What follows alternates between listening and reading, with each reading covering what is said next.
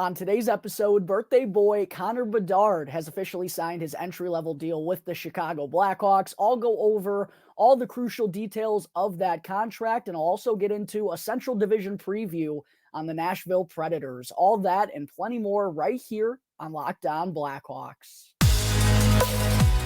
You're Locked On Blackhawks, your daily podcast on the Chicago Blackhawks. Part of the Locked On Podcast Network, your team every day.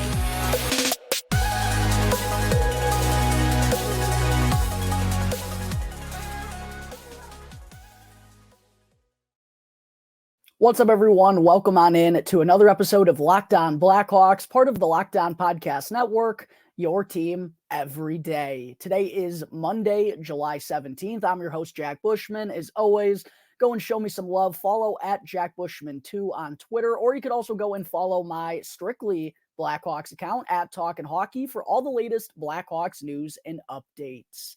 And also, just a quick reminder to make sure to go and subscribe to the YouTube channel if you haven't done so already. I know well over 50% of the viewers here on YouTube aren't subscribed to the channel at this point. What are you doing? It only takes 2 seconds. It won't cost you anything. It really does help me out tremendously, as I recently just got over 1,000 subscribers. I greatly appreciate all of that support, but I'm still trying to grow the channel right now. So make sure you're subscribed if you haven't done so already. And also that way you can get the latest episode as soon as it becomes available each and every day. All right, good afternoon, everyone. As always, thank you all for joining me on another episode of Locked On Blackhawks, your one-stop shop for all things Chicago Blackhawks. And thank you all for making the show your very first listen here to start off your week. I hope everyone out there had themselves a lovely weekend. I know yours truly over here did. I got out and was part of a golf charity outing on Saturday with some friends and family, which was very enjoyable and was blessed by some lovely weather, even though the forecast leading up to the weekend didn't look very promising. And Friday night, there was tornado warnings and a lot of crazy stuff going on here in the suburbs. We've been seeing some wacky weather as of late, but got blessed by the weather gods on Saturday. It was a couple of late nights for me as well, covering the Scottish Open, the lead-up tournament for the PGA Tour before the final major championship of the season. By the way, for those of you who are golf fans or interested in keeping up or maybe betting on the year's final major championship, shameless plug, go and check out at Jack Bushman2 on Twitter, as I'll be posting a lot of good stuff there as well. But enough of that, getting into some Blackhawks stuff. I first and foremost have to start off with a very special happy birthday wish to none other than the man who is the new king here in Chicago, who's been dubbed a generational talent for quite a while now, the future of the franchise here in Chicago, a man that I truly believe could be worthy of the nickname, the franchise, which I don't think it's like a create a character type nickname in 2K or MLB The Show or whatever. You give yourself the nickname, the franchise, because it's super sick. Well, I personally think this man could be worthy of that nickname. Of course, he wound up being the first overall selection in the 2023 NHL draft. A very special player, but an even more special person. I'm talking about none other than Western Canada's own Connor Bedard. Happy 18th birthday, Connor, on behalf of all of us Blackhawks fans here in Chicago. I know I was a little disappointed that I didn't get to see you on the ice for Blackhawks development camp this summer, as they moved that to off-ice activities only, but I think I speak on behalf of Blackhawks fans around the world when I say we're super excited for you to get to work and super excited to see what's in store moving forward now that you're officially a member of the Chicago Blackhawks. Happy 18th birthday to none other than Connor Bedard. And speaking of officially becoming a member of the Chicago Blackhawks, how fitting on Bedard's 18th birthday that earlier this morning, the Blackhawks officially signed him to his entry-level deal. And over the past week or so, we've started to see some of the top selections from the 2023 NHL draft sign their ELCs, and some of that news was coming out on the social channels and all that stuff. And I was wondering, when are the Blackhawks going to make this official with Bedard? It shouldn't be too long now, and I probably should have seen this coming, probably should have anticipated that they would make the announcement on his birthday, because as most of us are aware, he was still only 17 years old when the Blackhawks drafted him. So I knew his birthday was coming up. I actually looked last week just to have a reminder. Probably should have anticipated that they would have made it official on his 18th birthday, but now it is set in stone, folks. And remember all those people who were saying, oh, well, Connor Bedard's not going to sign with the Chicago Blackhawks, right? He's going to pull an Eric Lindros situation. Yeah, all those people are looking pretty foolish at this point in time. And there was never any truth behind that statement, despite all the disdain for the Chicago Blackhawks organization from across the fan bases of other NHL clubs. He signed on the dotted line this morning, folks. He's officially a member of the Chicago Blackhawks, a 3-year entry-level contract for newly 18-year-old Connor Bedard that goes through the 2025-2026 season. It carries a $950,000 cap hit, which is the maximum that you can give out on an entry-level deal. However, there is an opportunity, and I believe Connor Bedard will be making more than that $950K per year based on the performance bonuses that are littered in his contract, such as the Type A, which I think is the more likely bonuses that Bedard could reach this season. Then there's also the Type B performances, which carries a little bit more money along with it. But for the Type A bonus, which is up to $1 million, by the way, out of these categories that I'm about to list off, Bedard needs to hit 4 of them in order to reach that $1 million mark, each of them being worth $250,000, of course. Here are the list of things that Connor Bedard needs to achieve. He needs to hit 4 of them in order to get this Type A bonus: 20 goals, 35 assists, 60 points, top 6 in ice time among forwards, and minimum 42 games. Most of these, all of them basically, are 42-game minimum. Top 3, and so we have, 20 goals, 35 assists, 60 points, top 6 in ice time among forwards, minimum 42 games.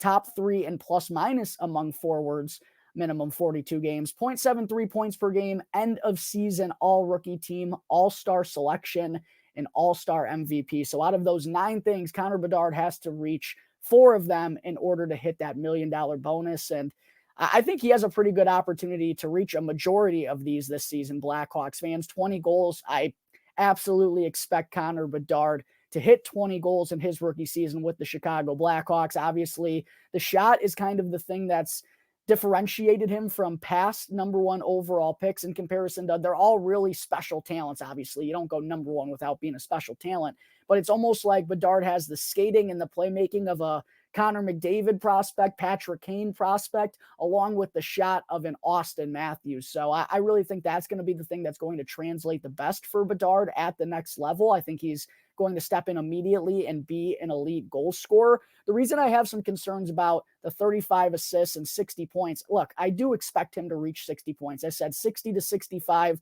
would kind of be my expectation for his rookie season, and anything above that would be absolute gravy. The reason I'm worried about the 35 assists and 60 points just a little bit is because even though the Blackhawks have gone out and added some more dynamic players in order to help Connor Bedard out, I still don't know if they're going to be one of the more gifted offensive teams in the league now. I hope I'm wrong about that. I hope Connor Bedard and Taylor Hall and maybe Athanasiou or Radish or whoever they elect to have on that top line with them.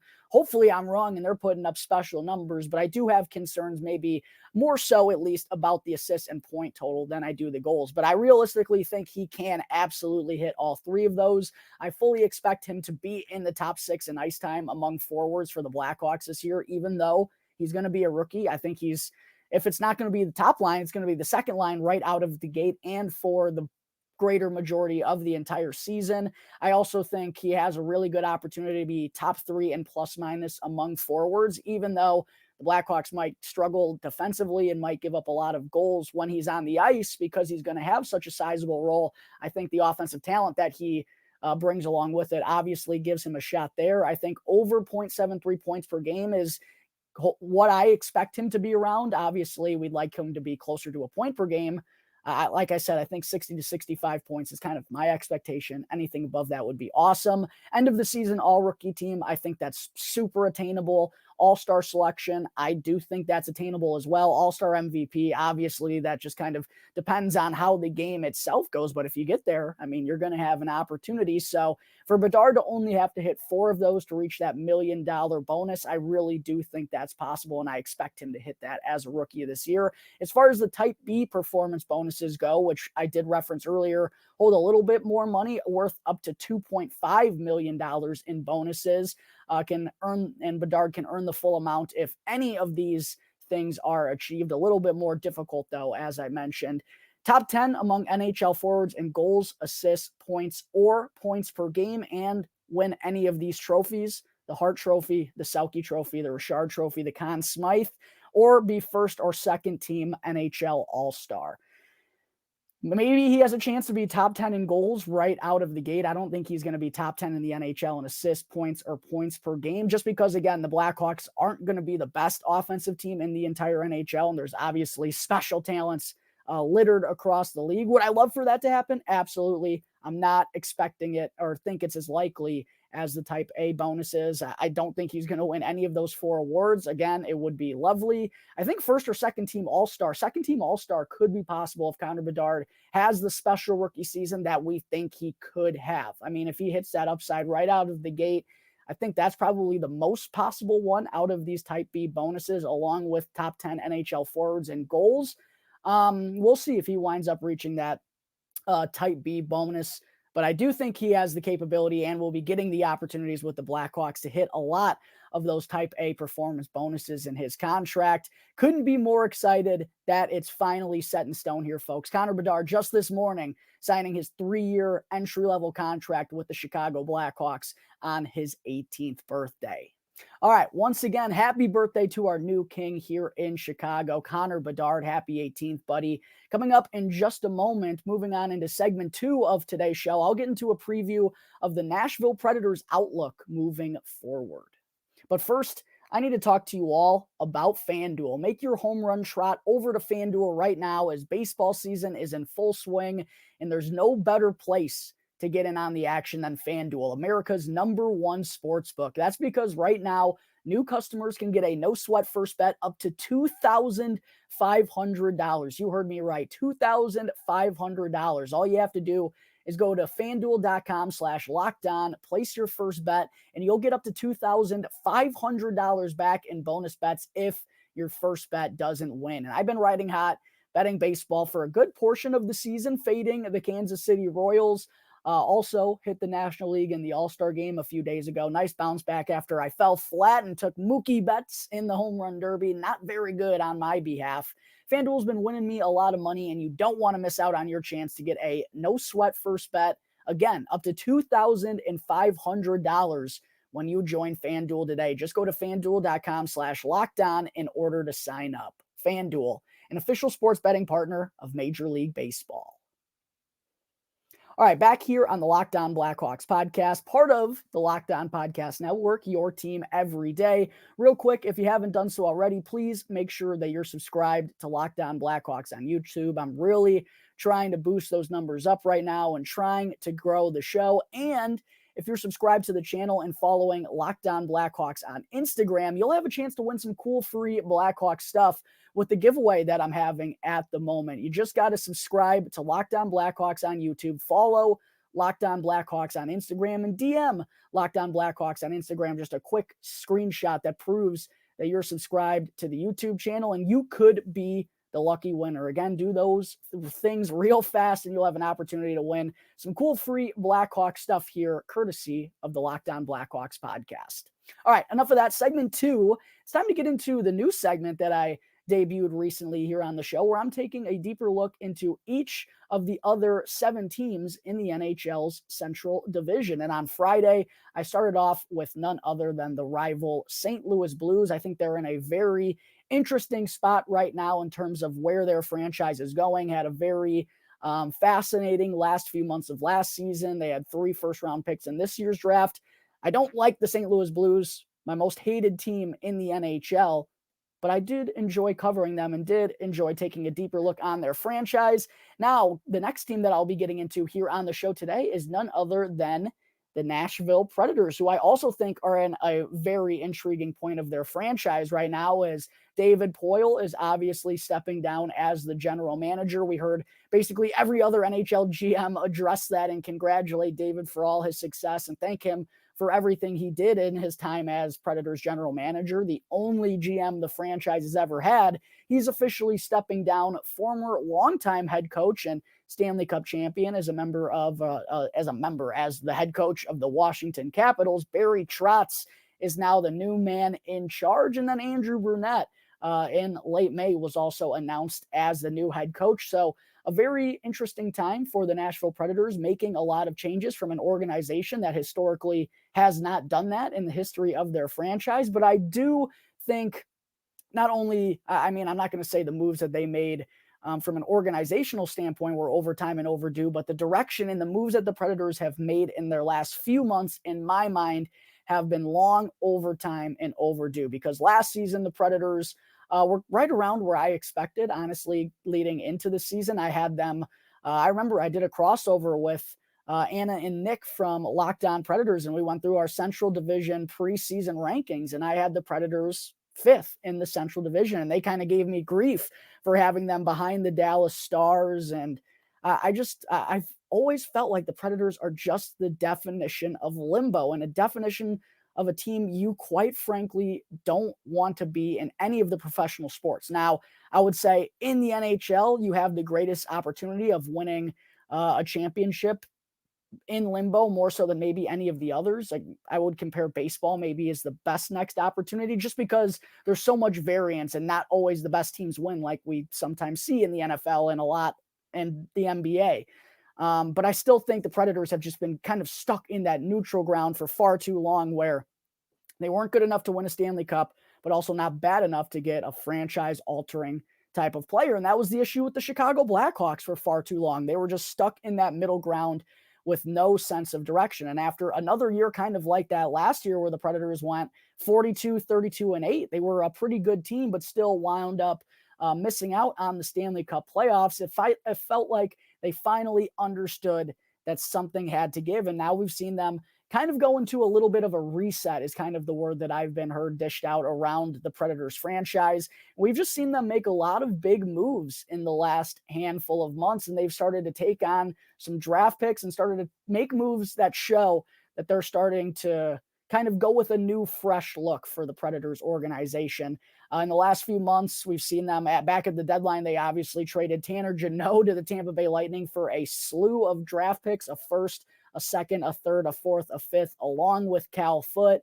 They traded longtime defenseman Matthias Ekholm to the Edmonton Oilers in exchange for Tyson Barrie, Reed Schaefer, and a first-round pick. They also traded Mikael Granlund and shed his contract to the Pittsburgh Penguins for a 2023 second-round pick. Recently, we saw them trade Ryan Johansson to the Colorado Avalanche in exchange for Alex Galchenyuk, who they bought out, and then the Coyotes signed, and then they bought out because of the legal issues that don't look very good for Mr. Galchenyuk. They also bought out Matt Duchene, so it's pretty clear the times are changing for the Nashville Predators at this point in time. But again, in my opinion, I thought that was long and overdue. As far as what we've seen them do in free agency and in the offseason, they made a couple of interesting signings, most notably giving Ryan O'Reilly a 4-year contract after he was dealt to the Toronto Maple Leafs after being the captain of the St. Louis Blues, hit the open market this year, gets a 4-year deal from the Preds. They also signed Gustav Nyquist to a 2-year deal, added former Dallas Stars forward Dennis Gurianov to a 1-year contract, gave defenseman Luke Shen a 3-year contract as well. And then, as I mentioned, they've acquired Tyson Barrie and Cal Foote via trades that they've made since the trade deadline here at the end of the season. The one thing that I will point out about the Predators that in terms of a reason why it made sense for them to kind of go in this direction of having a reset is because they do have a pretty strong prospect pool. Prior to the 2023 NHL draft, Corey Pronman or was it Scott? I think it was Scott Wheeler of The Athletic had them ranked as the 10th best prospect pool in the entire NHL. And we also saw them make 2 more first-round selections in a very talented 2023 NHL draft. They selected Matthew Wood, 15th overall, which if you listen to all my draft profiles, Matthew Wood was someone that I was personally very high on and liked that pick by the Preds at number 15. They also selected Tanner Molendyk at 24th overall with their second first-round selection. They took Kalen Lind with the 43rd overall pick in the second round, who was another prospect that I covered here on the show. But they had a lot of draft picks in this year's draft, 2 seconds, 2 thirds, 2 fourths to go along with that top 10 prospect pool that they already had, kind of headlined by Matthew Wood now in this year's draft. Joakim Newell, is it I forget how to pronounce his last name. It's going to make me look bad. I apologize. They also have Yaroslav Askarov, goaltender from the 2020 NHL draft. And they have Philip Tomasino, who's kind of already stepped onto the scene for them. So to go along with that, I think that's really why it made sense for the Predators to move into this reset. It was just clear that the core that they had wasn't good enough to get them over the hurdle. They do still have some top-end talent looking towards this season in Philip Forsberg, who's probably the cornerstone, along with Roman Josi. Ryan O'Reilly was a big addition. They still have UC Saros and Net, one of the best goaltenders in the entire NHL. So they do still have some good top-end players. But looking at the rest of their roster, I just don't see them having the depth to be as good as they were last year, and I don't think they expect to be. But at the same time, I think it's a good thing for the Nashville Predators to move in this way because they have a lot of talented players coming up these next few years. And look, this core they knew it. They weren't good enough in order to get the job done. So it left them really no choice but to go in this direction. But I do think there's a bright future for the Nashville Predators with the draft picks that they've already made and the future draft capital that they have coming their way. And, all the draft picks that they received from the Tanner Jeannot trade, they've been moving in that direction. I think it's wise of them to stack up on that draft capital and look forward to a brighter future. But as far as next season, I just don't see the Predators finding a way, even though they have Josi and they have O'Reilly and they have Forsberg and Saros in net. I don't see them being as good as they were last year, and I quite honestly predict them to finish bottom 3 in the Central Division, and they'll probably miss out on the Stanley Cup playoffs for the second consecutive season. But again, don't think it's worst-case scenario for the Nashville Predators because this is kind of the first step that you have to take for brighter and better days coming ahead in the future. All right. There's my breakdown on the Nashville Predators and their outlook moving forward. A very curious time for that franchise as well. Coming up in just a moment, don't go anywhere, Blackhawks fans, because I still have to get into my weekly Mailbag Monday fan segment. All right, before I wrap things up, I do want to let you all know about the cool stuff that I have planned on Locked On Blackhawks over the next few weeks. Of course, make sure to go and subscribe to the channel if you haven't done so already. Follow Locked On Blackhawks on Instagram as well to have a chance to win the giveaway that I'm currently doing here on the show. But as far as some of the videos that I have planned, I'm actually doing a crossover with John Schick from Locked On Rangers to discuss a couple things. I think that might be a 2-parter episode coming out soon. I'm also planning to have a chat with the folks from Locked On Avalanche here soon. And I'm really going to be focusing in on the Central Division, as I'm sure you've noticed by my Central Division previews. The Blues one came out on Tuesday. Go and check that out if you haven't done so already. I broke down the Nashville Predators here on segment 2, and I think the next team that I'm going to be looking at is the Winnipeg Jets, another very fascinating team here in the Central Division. Make sure that you're subscribed to Locked On Blackhawks on YouTube so you don't miss out on any of that good stuff that I have planned for the next few weeks. All right, segment 3, it's time to get into my weekly Mailbag Monday fan segment where, of course, I answer a question from a couple of lucky listeners right here live on the show. Real quick, though, just a reminder to reach out with your question in the comment section down below right now, or you can also email in the podcast at lockedonblackhawks@gmail.com. DM me on my personal account at Jack Bushman 2. You can DM at Talkin' Hockey on Twitter at @L_O_Blackhawks. Follow Locked On Blackhawks on Instagram as well. You can reach me there. Plenty of places for you to reach out with your questions, and I always enjoy answering them right here live on the show. So if you want your question answered next Monday, make sure to reach out over the next week. All right, the first question that I want to get into comes from Jeff Henley, who emailed in the podcast and asked, what are your thoughts/concerns? A serious question here, might I add. What are your thoughts/concerns about the Hockey Canada investigation? Are you worried about Taylor Radish and Boris Kachuk? And I actually, right before I jumped on to record today's show, I did see Mario Tirabassi from CHGO Blackhawks. Quick shout out to those guys and all the great work that they do. I did see Mario mentioned on Twitter that there could be some updates coming from that Hockey Canada investigation either later here today or sometime early this week, it sounds like. And of course, Boris Kachuk and Taylor Radish were both members of that World Juniors team for Team Canada. I believe Taylor Radish made a statement. Boris Kachuk has not made anything official. I'm not going to speak out because I don't know, obviously, the findings of that investigation. I know there have been rumors thrown out there around Twitter and whatnot. Drake Batherson, Alex Formanton. I'm not going to judge or make any comments really until we see the final results from that investigation. The one thing I will say is it is kind of curious that Taylor Radish and Boris Kachuk have really followed each other throughout their careers, right? They were both second-round picks in the same draft for the Tampa Bay Lightning.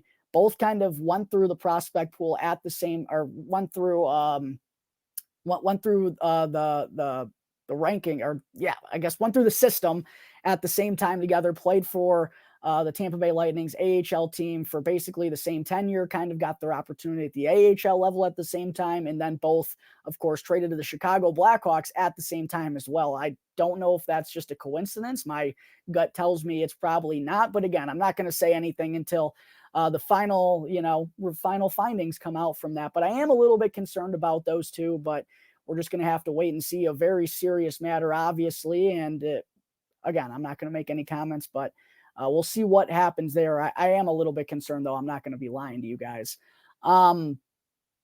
Next question I want to get into comes from John Irvin 4159 on YouTube in the comment section, who asked, I still think Hall and Bedard need a first-class right winger for the first line. Do you think KD thinks it's a priority? What about a solid veteran right-handed defenseman? Yeah, I've mentioned a solid I guess probably not solid, but a right-handed defenseman probably on a two-way deal, I think, is really the last point of business for the Blackhawks here in the offseason, other than taking care of Philip Kurashev's deal, which is set to go to arbitration here on Thursday. So could see some announcement on that front coming out in the next couple of days. No, I don't think the Blackhawks are going to be adding to their forward group, though. I think they're plenty happy with Andreas Athanasiou, Taylor Radish, if he's here.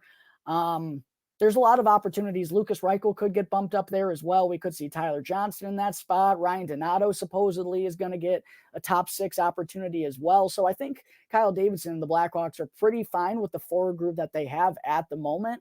I think Andreas Athanasiou is kind of my fit to join that top line, and I think he's actually the perfect type of player that they'd like playing with Connor Bedard and Taylor Hall. So I don't think the Blackhawks are going to be adding another forward, let alone a top 6 guy before the start of the season. I don't think that's a priority for Kyle Davidson.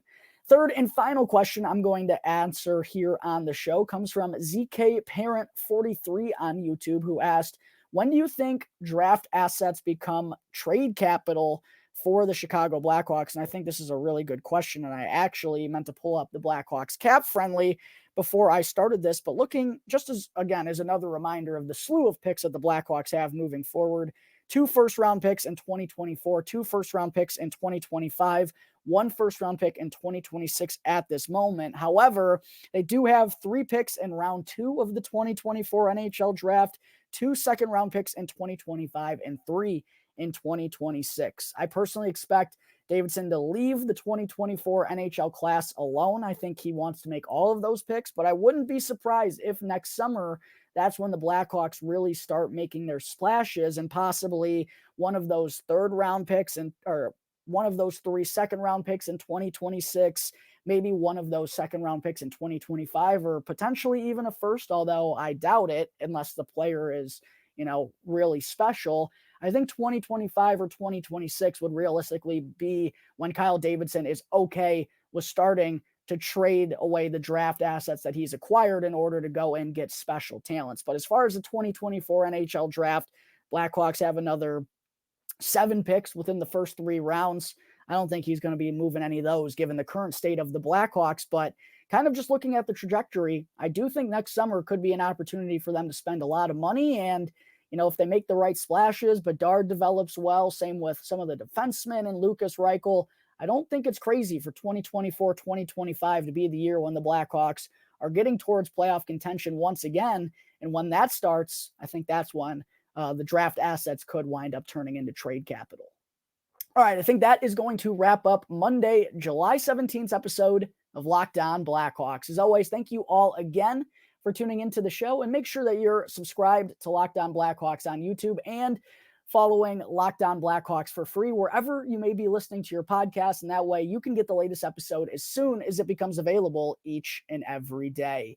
As always, I'm your host, Jack Bushman. Check me out on Twitter at JackBushman2, or you could also go and follow my Strictly Blackhawks account at Talkin' Hockey for all the latest Blackhawks news and updates. So until tomorrow's episode, thanks again for tuning into the Locked On Blackhawks podcast, part of the Locked On Podcast Network, your team every day. And one last happy 18th birthday to our new king here in Chicago, Connor Bedard.